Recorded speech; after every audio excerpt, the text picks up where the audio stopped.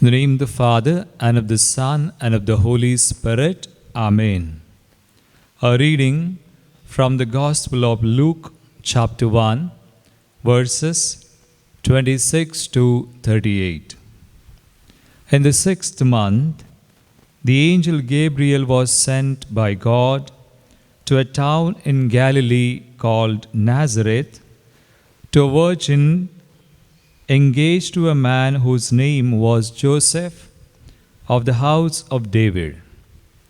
The virgin's name was Mary. And he came to her and said, "Greetings, favored one, the Lord is with you." But she was much perplexed by his words and pondered what sort of greeting this might be. The angel said to her, "Do not be afraid, Mary, for you have found favor with God. And now you will conceive in your womb and bear a son, and you will name him Jesus. He will be great and will be called the Son of the Most High. And the Lord God will give to him the throne of his ancestor David. He will reign over the house of Jacob forever, and of his kingdom there will be no end." Mary said to the angel, "How can this be, since I am a virgin?" The angel said to her, "The Holy Spirit will come upon you, and the power of the Most High will overshadow you. Therefore the child to be born will be holy. He will be called Son of God. And now your relative Elizabeth in her old age has also conceived a son, and this is the 6th month for her who was said to be barren. For nothing will be impossible with God." Then Mary said, "Here am I, the servant of the Lord. Let it be with me according to your word." Then the angel departed from her. The Gospel of the Lord. Praise to you, Lord Jesus Christ. My dear brothers and sisters in the Lord, I wish you a very good day. And today I'm going to reflect with you the question of honoring Mary. Why we honor Mary? Or why should we honor Mary? I've heard of a story, and I'm sure you might have heard this story also. It is said in heaven, Peter, we know the leader of the apostles today, he holds the keys of the door of heaven. Now Peter is standing there at the main gate or door to heaven, and it seems he is very strict today. And whoever goes up there to go to heaven, of course, we are all called to be in heaven. We are created for eternity. And Peter will also see that our name should be there in the book of life. And he is very strict. He only admits those people whose names are written in the book of life. So, thus, it is said that he sent many people away because many of the names were not found in the book of life. So thus he used to send many people away. He wouldn't allow them to enter into heaven. But to his surprise, he finds many people whom he had sent away, or he sends away. He finds them there in heaven. And therefore he asks Jesus, "Jesus, tell me, these people whose names are not there in the book of life, and those whom I am sending away, how do they enter once again into heaven? And he tells Jesus, he asks him, Jesus, tell me, have you given some spare keys to someone else? Jesus smiles at him and he tells him, see, Peter, you are standing at the main door of heaven. But look at behind. Somewhere in a corner there is no door, but there seems to be a small window. And look at that window, that small opening there. And look at Mother Mary. She's standing there and she's bringing one by one into heaven. Dear brothers and sisters, this might be a simple story, and I'm sure you might have heard of this story before, but it tells us powerfully about the significance of Mary, about the importance of Mary, as to why we honor Mary. Why should we honor Mary? And today, my dear brothers and sisters, I'm going to reflect with you this very same question which many of us, or many of those people who do not believe in Mary, they ask. They ask several questions. Maybe, perhaps at times, we may have asked these questions. Why should we honor Mary? Why do we keep statues of Mary? Why are there many novenas to Mary, devotion to Mary?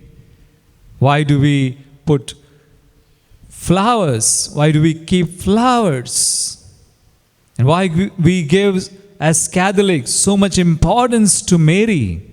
Why does the church give so much importance to Mary?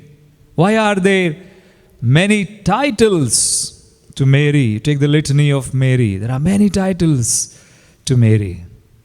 So now, let us not remain just as where we are, just at these questions. Let us address these questions. Let us know why we honor Mary and why should we honor Mary.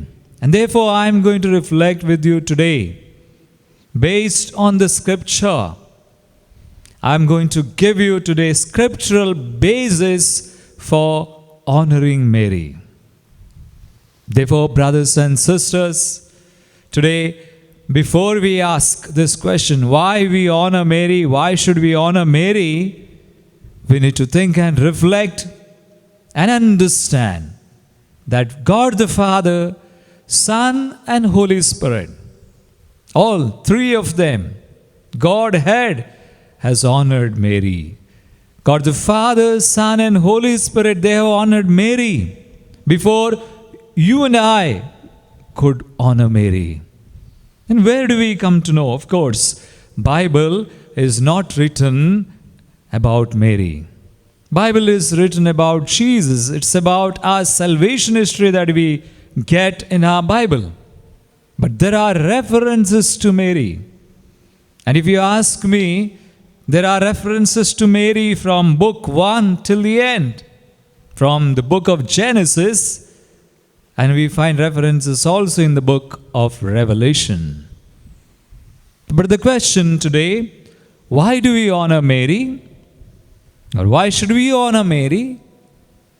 And we come to know God has honored Mary. Now first of all, let us reflect about how God the Father honors Mary, or how did He honor Mary? And when did He honor Mary? When God the Father honored Mary? Today we heard this reading, the reading about Annunciation. And we read in Luke's Gospel, chapter 1, verse 28. And the angel said to her, the angel came and said, "Greetings, favored one, the Lord is with you." Greetings, favored one, the Lord is with you. Now, dear brothers and sisters, whose words are these? Greetings, favored one. Many people say these are the words of the angel Gabriel. No, we are wrong. These are not words from the angel Gabriel, because the angels do not move unless they have an order from God. Unless the Lord commands them. Where do we read in the scripture? In the scripture, if we read Psalm 103 verse 20, Psalm 103 verse 20, we come to know the work of the angels. I read for you Psalm 103 verse 20. Bless the Lord, O you, his angels, you mighty ones who do his bidding, obedient to his spoken word. Obedient to his spoken word. The angels obey the Lord. Angels obey the word. So therefore now, if angel Gabriel has come to greet Mary, to announce this good news, then of course he has received this order from God. And thus when he comes and greets, he greets in the name of the Lord. And therefore he says, greetings, favored one, the Lord is with you. And these words are not his own, but these are the words from the Father. And thus we can say, God the Father honored Mary. Now, my dear brothers and sisters, now when did Jesus honor Mary? Of course, I'm going to share with you how Jesus gives highest honor to Mary. But before that, let me go to the Holy Spirit. We came to know now, we reflected about how Father honored Mary, God the Father. Now when we come to the Holy Spirit, many people say Holy Spirit honored Mary at the Annunciation because she was filled with the Holy Spirit. The power of the Most High overshadowed her, or some say at the wedding at Cana or at Pentecost. No, much more than that. We know now, after the Annunciation, when Mary received this good news from God, of course through the angel Gabriel, she didn't remain there. She went to visit Elizabeth. And we come to know in Luke chapter 1, verse 39 onwards, Mary set out and went with haste to a Judean town in the hill country, where she entered the house of Zechariah and greeted Elizabeth. Now, verse 41, Luke 1:41 says, when Elizabeth heard Mary's greeting, the child leaped in her womb, and Elizabeth was filled with the Holy Spirit. Now you see, the child leaped in her womb. What does that mean?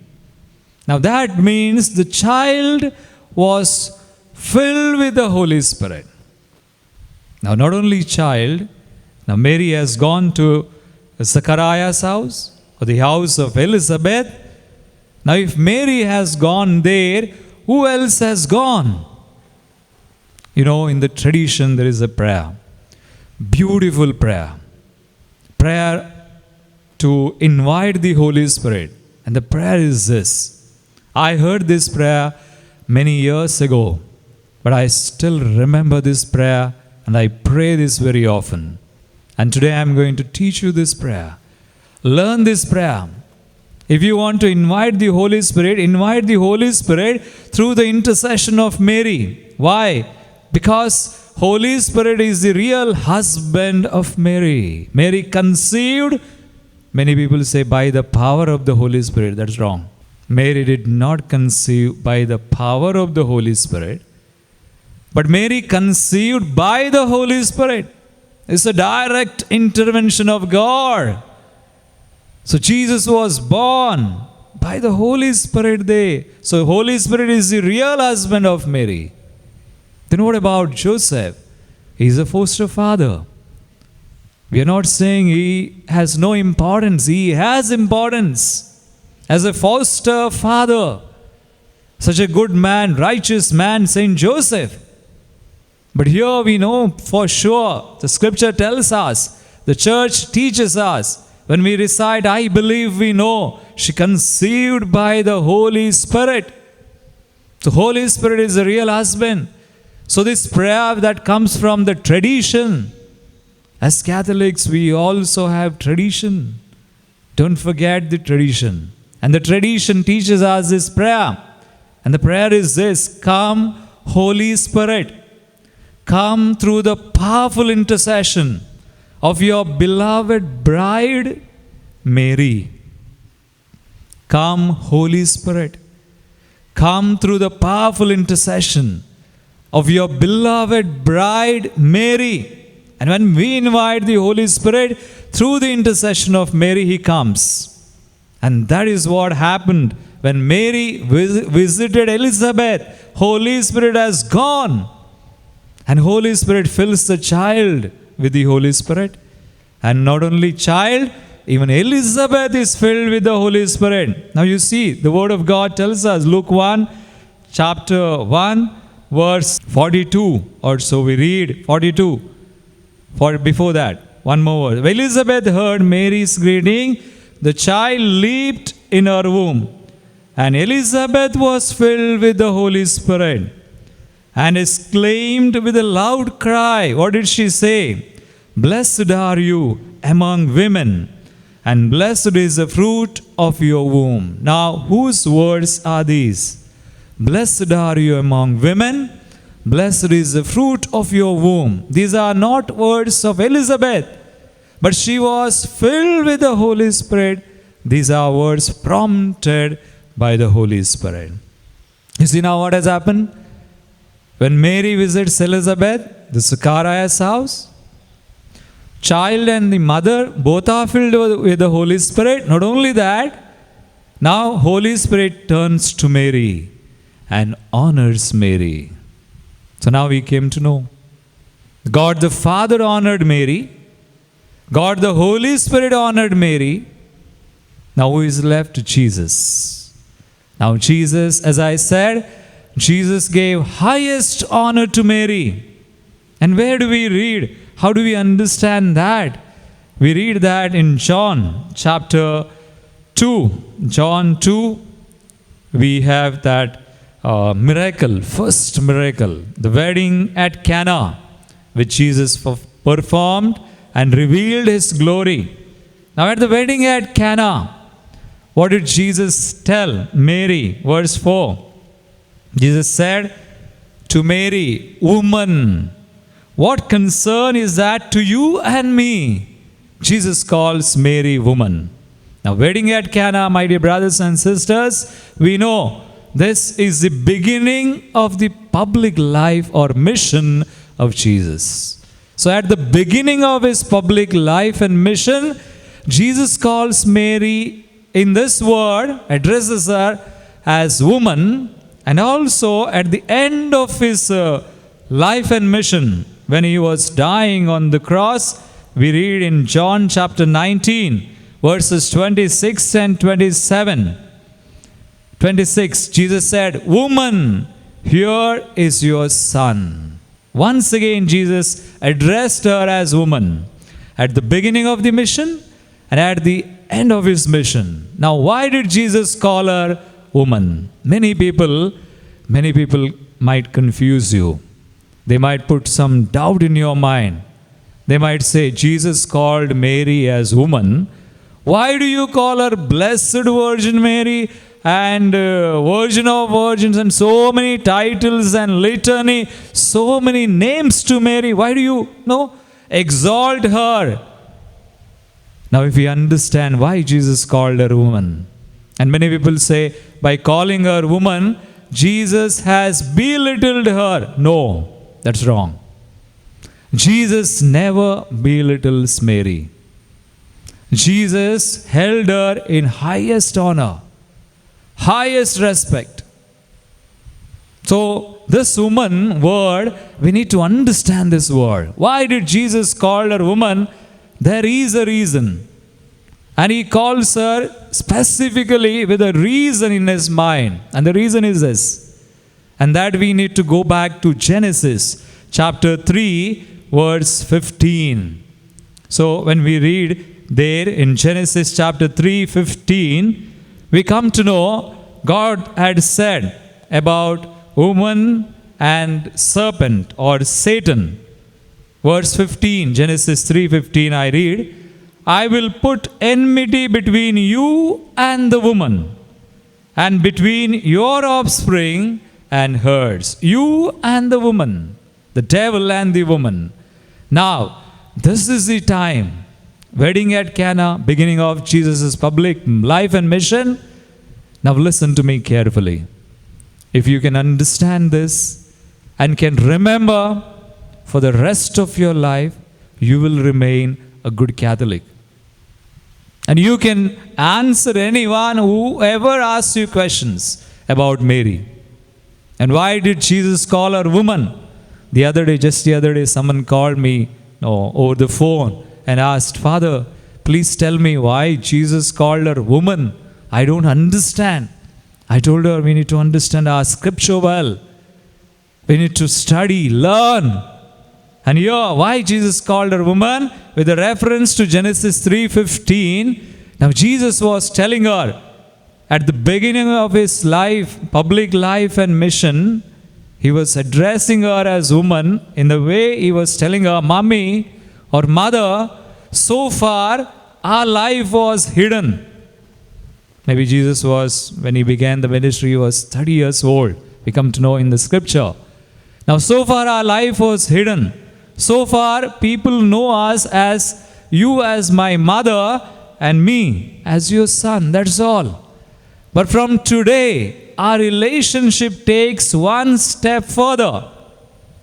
You are not only my mother and I am your son, but you are that woman and I am your offspring.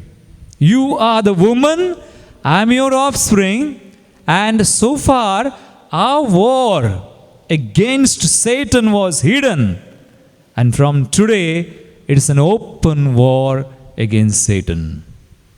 So it's an open war. Dear brothers and sisters, this is the honor, the highest honor Jesus gave her.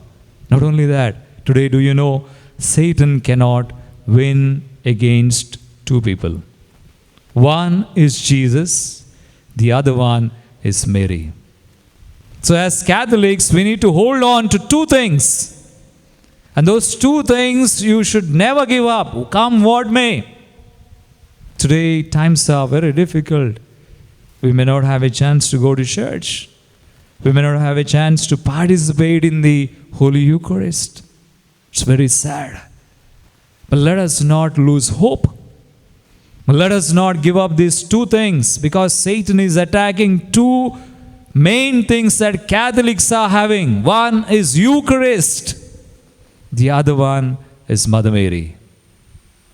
One is Eucharist and Mother Mary. Hold on to Jesus and Mary, because Satan cannot win against Jesus and Mary. And therefore what he does, if you read Revelation chapter 12, we read that beautiful chapter. Chapter 12 is about woman and the dragon. You see, the name of the chapter itself, title is The Woman and the Dragon.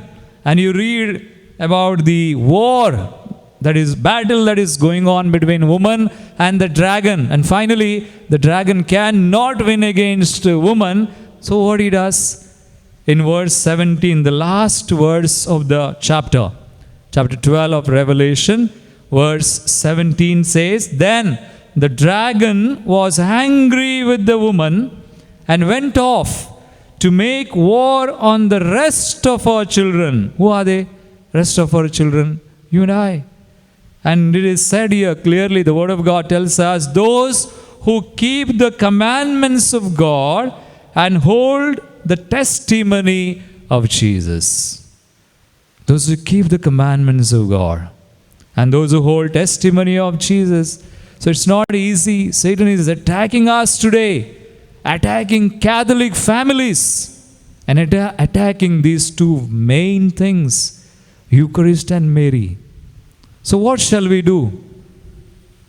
Let us, we understood beautifully today. God the Father, Son, and Holy Spirit have honored Mary. Then why are we asking questions? Let us honor Mary. What's wrong to give honor? If God has exalted her, Mary, of course, after Godhead, she gets the second importance above angels and saints. And if God has honored her, then why not we? So let's hold on to Eucharist, Jesus, and Mary. Let us honor Mary. We will not lose anything. Let us hold on to Mary. Let's defend our church, defend our faith. Let's defend Mary. And I believe when we stand for Mary, she will stand for us. Therefore, brothers and sisters, let us close our eyes. We've understood beautifully today why we need to honor Mary. And we have understood scripturally today. And we have understood God's Father, Son, and Holy Spirit they have honored Mary. So let us continue to honor Mary. Let us ask her intercession today. For a moment, let us close our eyes. Those of you who are listening to this word of God today, the importance of Mary or why we honor Mary. May Mother Mary, our Mother, whom God has exalted, may we also learn to exalt her in our life. May we stand for her, that she stands for us. May she intercede for us today, for all our needs, our intentions, for our families. May God bless us today through the powerful intercession of Mary. Hail Mary, full of grace, the Lord is with you. Blessed are you among women, and blessed is the fruit of your womb, Jesus.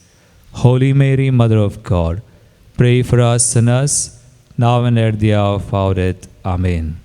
Glory be to the Father, and to the Son, and to the Holy Spirit, as it was in the beginning, is now,